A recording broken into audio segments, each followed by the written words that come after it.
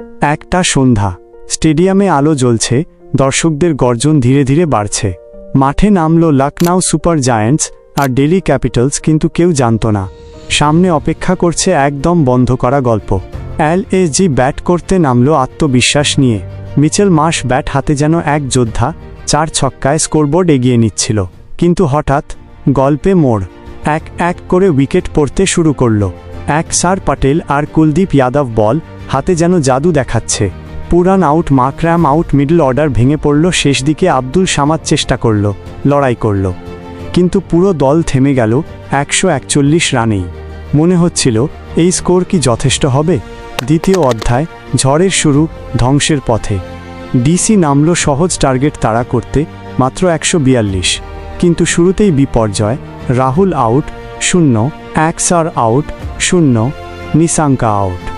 Scoreboard 26 রানে 4 wicket. Stadium নিস্তব্ধ। মনে হচ্ছিল ম্যাচ এখানেই শেষ। ঠিক তখনই মাঠে 2 তরুণ যোদ্ধা, সামির রিজভি, ট্রিস্টন স্টাব। শুরুতে তারা ধীরে খেলল, সময় নিল, তারপর ধীরে ধীরে আক্রমণ শুরু করলো। একটা বাউন্ডারি, একটা ছক্কা, দর্শকদের মধ্যে আবার প্রাণ ফিরে এলো। দুজন মিলে গড়ে তুলল 119 রানের অবিচ্ছিন্ন পার্টনারশিপ, যেন 2 সৈনিক পুরো যুদ্ধটাই ঘুরিয়ে দিল। শেষের দিকে দরকার ছিল আর কিছু রান। সব চোখ তখন সামির রিজভি এর দিকে। একটা বল, একটা শট, আর একটা বিশাল ছক্কা। ম্যাচ শেষ। ডিসি জিতে গেল 6 উইকেটে। স্টেডিয়াম ফেটে পড়ল উল্লাসে।